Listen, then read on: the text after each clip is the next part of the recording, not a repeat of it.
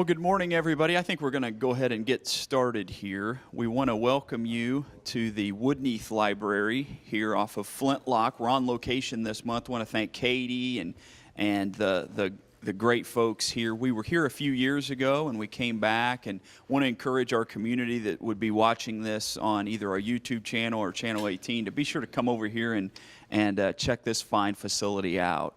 They take good care of us and are doing some awesome things. I also want to give a quick shout to our friends with Barista de Casa Cafe, they are located here at the library. Brandon and Laura Gott. They provided coffee for us this morning, and talked to Brandon a little bit earlier, and they're really enjoying their stay here at the library. So again, my name is Dallas Ackerman. I'm the Communications Director for the Liberty School District. I want to welcome you to our final Coffee with the Community of the semester.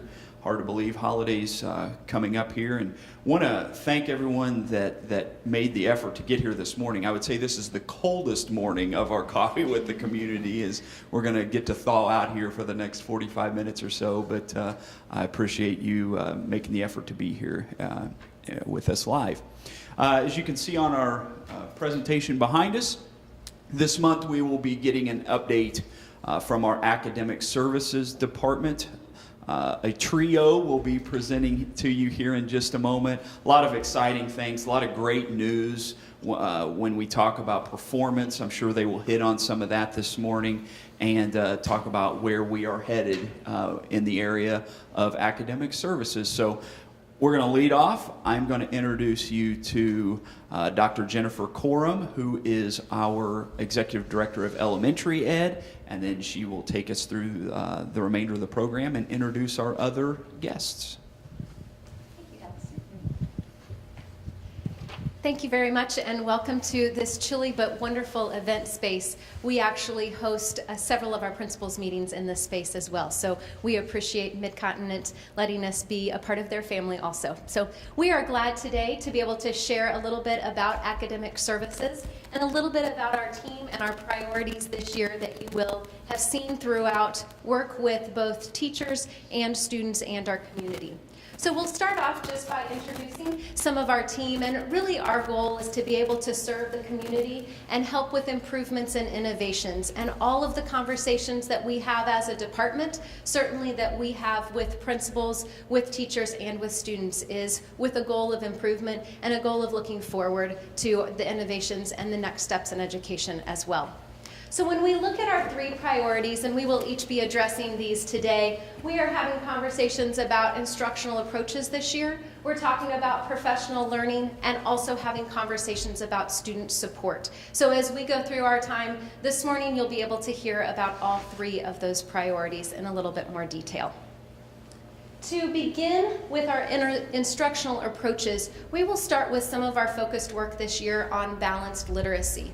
We are doing some training not only through our department, but also with our principals, our innovation and learning coaches, as well as with our teachers, and then ultimately in our classrooms with a balanced approach to literacy. And this year we're focusing on shared reading, shared writing, and vocabulary. So really looking at the three-tiered system of reading, writing, and vocabulary development, but this year starting it out in a modeling scenario. So as we go through and we instruct both our principals that then go into our classrooms and work with teachers and with students, those are our focused areas with balanced literacy. Now I will say that reading and writing happen throughout the content, not just in ELA, but all of our content pre-K through 12 as well. This is just the focused area that we have for this school year. Moving on from balanced literacy is a focus that we have on arts integration, and Mr. Money and his fine arts department is certainly leading this as a focus area for our department, but it really is a focus area again pre-K-12. And some of our arts integration has gone much beyond Liberty Public Schools. We have had teachers that have been involved with the Arts Integration Council of Missouri. We have had teachers involved with the Nelson Atkins Museum. We have had teachers involved with the Cosmosphere in Kansas, and also with work in the Kennedy Center. So we continue to have teachers that are trained on various approaches one of which is a visual thinking strategy, really adding in the creativity of the arts into content development and content instruction. So Mr. Money and his team is really looking at how we can continually focus on creativity throughout those classroom opportunities. You may have heard of the pop-up with Captain Underpants, and certainly fits in perfectly with Mid-Continent Library, but that has been throughout each of our buildings as well, to allow students to be engrossed into literacy and into the book of choice, and really working on different activities for that integration. So arts integration is something we will continue to see through design challenges in our classrooms, through those visual thinking strategies, and then through the co-teaching that we have with our classroom teachers and with those coming in from Nelson Atkins, from the Kennedy Center, and throughout the U.S. in some strategies of arts integration. Moving forward, we are also looking at project-based learning, and you will have started to see the project-based learning that is occurring throughout our pre-K through 12 classrooms. This is really an opportunity for our students to be challenged with real-world problems, really face those problems with empathy, and look at them from a design thinking standpoint of looking at inquiry and having real-world helpers come in, whether it be community members, whether it be some Skyping of individuals across the country to be able to support those challenges and those problems. So we are seeing various projects. One of the big pieces with PBL is voice and choice. So each project looks completely different depending on where the child wants to explore. You will have heard that through Genius Hour, through PBL itself, and also through some of that voice and choice that students are able to imagine and create in the classrooms. Our last main focus of instructional approaches is really some curricular alignment that our teachers, that our principals, and truly our innovation and learning coaches are embarking on as we speak. They're doing some work back at our central office today. And it is focused on the changes of the state for our state standards and looking at writing new curriculum for K through 12 curriculum. And that work is focused not just on standards alignment, but also how to add in PBL approaches, how to add in other instructional skills and strategies, and really focus on our 4 C's of creativity, communication, critical thinking, and collaboration. So when we look at the development of our curriculum, those will be some key pieces as we roll out that new implementation for next school year. We're also moving forward with open educational resources. Liberty, if you have heard or seen or been a part of, Liberty is leading the edge on open educational resources. We have been named a Go Open District, and certainly the work from Dr. Westfall and her team, but a Go Open District by the Department of Education, and have received several state honors as well for our initial look and really diving into the open educational resource development. So we have teams at the secondary level, middle school science and social studies, high school science and high school government, that will be writing curriculum resources that fully align with the curriculum standards that they have set, and also they're able to be changed because they're very adaptable to the time period. So it is all open educational resources and open to teachers to be able to use, but developed by teachers so they can have in the classroom the latest information and the latest resource, and not tied to a textbook or that static resource. So we are excited to embark on OER as a district, and certainly starting that at our secondary and moving that into elementary over the course of the years. So from an instructional approach standpoint, I hope that you have heard many of the 4 C's as we look at arts integration, as we look at balanced literacy, as we look at PBL, and also as we look at our curricular alignment. So moving forward, we have Ms. Beth Heidi, and she is our Executive Director of Secondary Education, and she's going to be telling us more about professional learning for our teachers throughout academic services. Thank you, Dr. Cora. I'm so happy to be here today and pleased to share with you so many of the professional opportunities that are happening for our staff throughout Liberty Public Schools.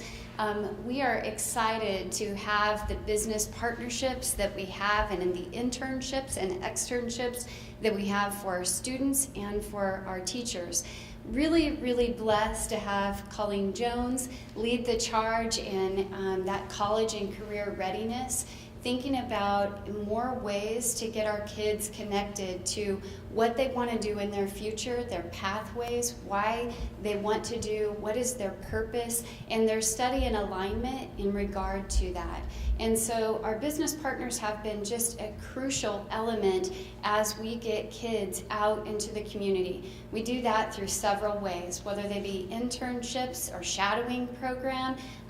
If you've not seen The Last Coffee with the Community, I would encourage you to go back and take a look at it, because there's so many opportunities for our students to be able to connect with their future, to see where they're going and what they're going to do, and business partners that can help them in that pathway to achieve. And so reach out to Colleen Jones. She will help find that pathway and get shadowships. Shadowships are just a glimpse of maybe what they would like to do someday, whereas internships and NCAPS programs are where they're really diving into a deeper study within an area that they're interested in. And sometimes finding out that that area is not the area that they thought that they would be interested in.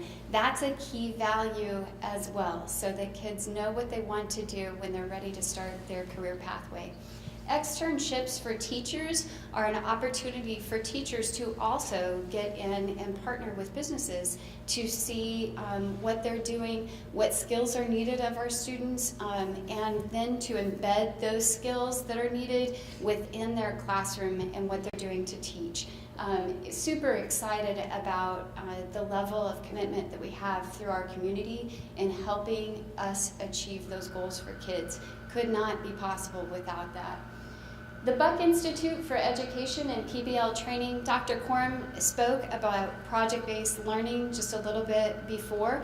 And so the Buck Institute has been a training session for our teachers to really embed our knowledge of what to do to help kids fulfill those projects. How do we teach in a way that allows students to be able to identify where they want to go or what they want to learn about and grab those? Project-based learning is about inquiry, trying to find out what we want to know, how to find those answers, where to look, and sometimes the struggle is even more important, because you learn how to overcome those struggles as you have a guide with the teacher as a part of that. So the Buck Institute has been key in helping train our teachers so that we can continue to help guide our students in the best possible way. Professional learning, we're also really looking to ensure that we meet the needs of all students. So we spoke about internships and externships and ensuring that we can find the purpose and the why for kids, and the Buck Institute and that creativity and really diving into that. But there are times where there are students who struggle, and in those times we want to ensure that as a district we meet the needs of all students. So multisensory instruction is something that we're really working on, especially with students who are struggling readers, and trying to find out how we can best help them, because all kids can learn, and so how do we ensure that those kids can learn? And it's using a multisensory approach to uncovering learning. It's training all of our teachers there'll be a teacher trained in every building, and so we'll have an expert in every building that's able to help find those struggling readers and then help them succeed. This is especially important for students who may have dyslexia or other reading challenges, and so this multisensory learning, we're super excited about what it's going to do.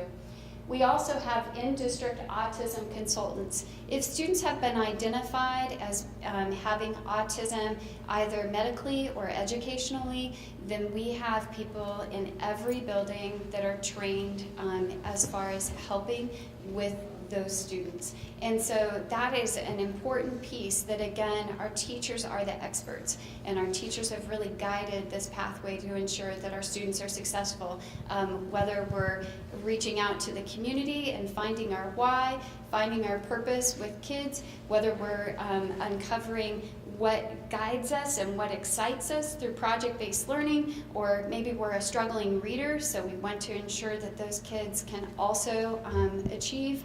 And then finally, if there's certain areas of expertise that are needed, our teachers have those levels of expertise. Thank you for allowing me to speak today, and the next will be Becky Gossett.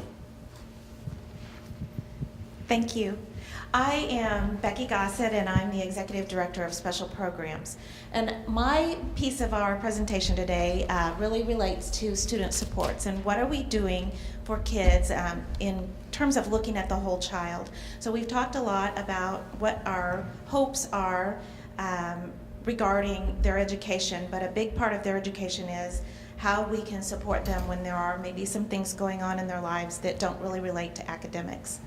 One of the big things that has happened most recently is that we have trained a number of staff members to have a deeper understanding of how trauma affects students and how it affects their learning. And so many of our counselors and social workers have begun to explore this and have come back with some really good information about how maybe we look at students a little bit differently when their life experiences have caused them to not be as prepared to sit in a seat and learn, or even move about the room and learn. So this is information that we are not done with this information. We're not done with this training. It's going to be ongoing, but we've gotten a really good start on this and had some good successes so far. Also, our partnership with LAFI, which is Liberty Alliance for Youth, has allowed us to look forward to some other trainings that might help students to go into the schools and work with all staff, not just our counselors and our social workers, but all staff, so that they can identify the needs of kids related to trauma or depression or some other issues that are headed our way as a society. And so we're really excited about our work with LAFI and what we maybe will be able to provide for students in the future. Our counselors and social workers support students in a variety of ways, and there's a small picture up there. I don't know if you can see it because it's kind of tiny, but we held an event in the fall, and this is, I think, the third or fourth year we held it, so that those families that really are struggling financially for things like school supplies, haircuts, shoes, we're able to provide some of those items through the generosity of the community, and we can put this event together and provide some extra pieces so that students are a bit better prepared to start the year.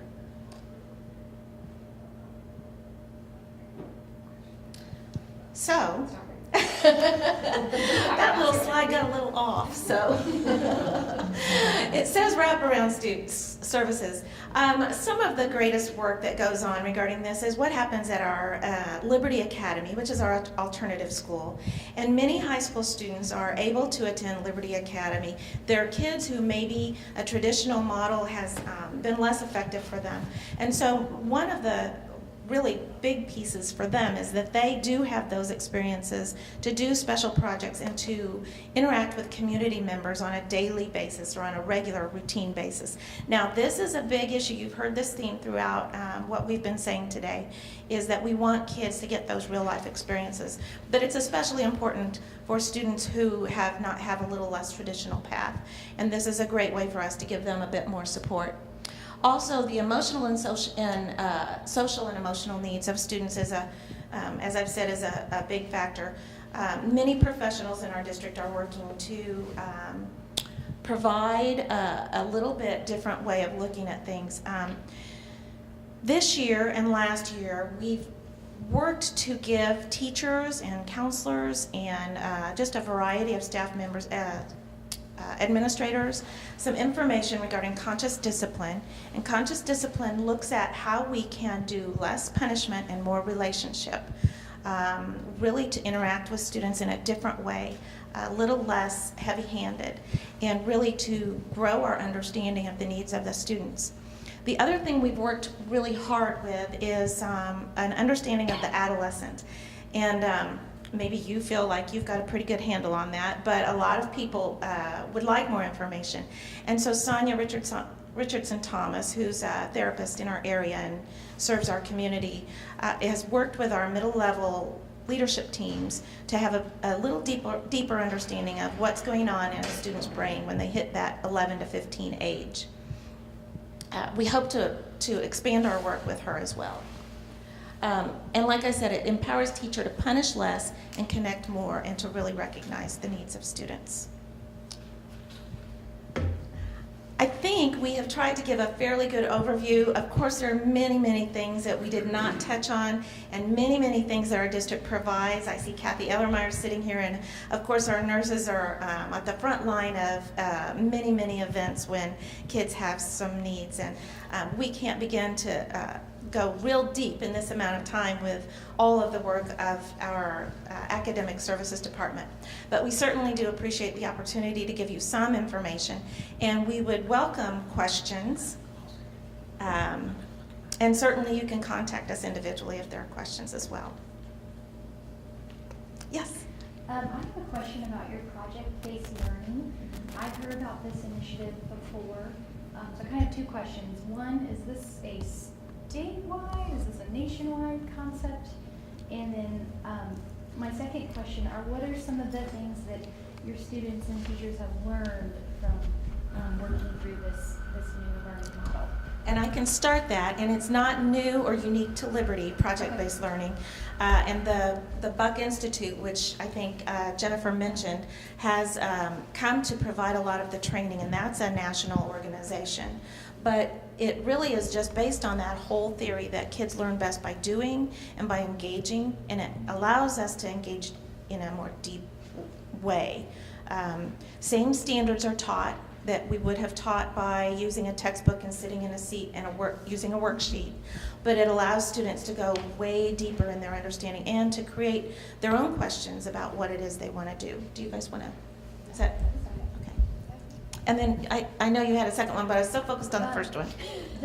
What are just some of the things you've taken away or learned, either as teachers or as students, from this learning model? Mm-hmm. It really is about how students learn differently and engage differently. Maybe you could describe some of it. Well, or I would say one of the biggest learning experiences that teachers have engaged upon is it really takes the teacher out of the front of the classroom. It really puts the learning in the child's hands and the growth in the child's hands. So what they want to explore, that's the voice and choice. What they want to explore, they're able to. And then beyond that, they're also able to drive that learning for both themselves and for their classmates. So it's about the teacher being the facilitator instead of the teacher in the front of the room doing the instruction. Other questions? All right, well, yes? Could you talk a little bit more about the open educational resources?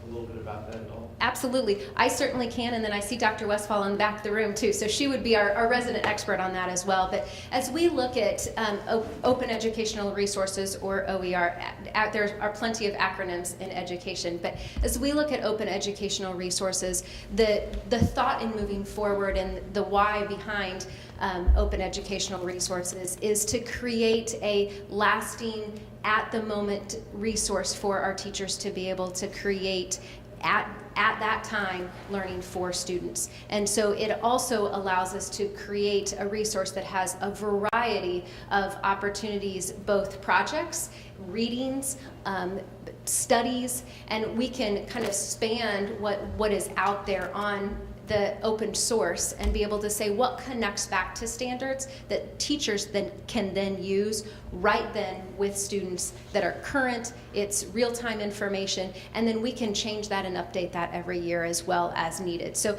it is a resource for teachers to be able to follow and to support curriculum, but it is that real time for students to be able to have latest and greatest information too. Other questions?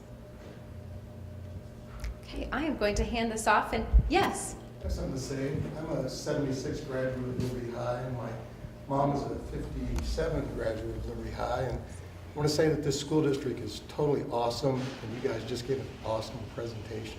Thank you. We have a wonderful team that we get to work with every single day, and so we enjoy working with each other and with our directors and supporting students, because that certainly is what it is about every single day. So I'm going to hand this off to Dr. Tucker and wish each of you a very happy holidays. Again, thank you to Academic Services for the time that they've taken to put the presentation together and share the information with you. As I was listening, I was thinking about our mission statement. It's really quite simple, but I think it's applicable. And it's to inspire and equip all learners to discover their voice and unlimited potential. And so in just thinking about that statement, with over 12,000 students now within the Liberty Public Schools, what a challenge, but what an honor to be able to serve that population and the families and the community that we represent. It comes with a lot of diversity, from our highest performing students to those that need special interventions, from students from a variety of ethnicities and cultures, and from a variety of socioeconomic classes. But nonetheless, we're up to that task. And as you can see, you've gotten a little bit of a glimpse of that here this morning in the work that we do via Academic Services. So it certainly takes our academic team, takes our operations folks, our staff, our parents, our community, to really meet the needs of all of our learners. As we kind of look forward in kind of our vision for the system or for our community, it's fivefold. It's to focus on relationships. It's to focus on informed decision making through research and what data tells us. It's to focus on personalizing the experience for our students, as well as learner agency, which is the ability for our learners to own their experiences. And then finally, whether it's a Board of Education member all the way to the superintendent, to our staff, to our youngest kids, it's that focus on a growth mindset, and that we've never quite reached it. We've never figured it all out, and that we're constantly growing and we're constantly learning. But there's another piece, and I think that it's applicable to this Coffee with the Community, and that's really focusing on the edge of vision, or really being future focused. And so when we think about that, it's the experience of the classroom.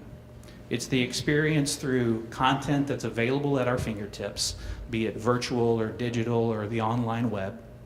But then it's also coupled with partnership. And so you have these three areas that intersect and that create a nexus. The best of the classroom, the best of the resources that are available to us, but then the partnership that comes with our community. And so in that sweet spot, whether you're a high school senior or maybe just getting started at the early elementary ages, how can we bring those three pieces together to create the best experience for our students' futures? That's what we're about. So thank you all for being here this morning. Thank you for those that will join us online over the next couple of weeks. And as was mentioned, we hope you all have a blessed holiday season. Thank you.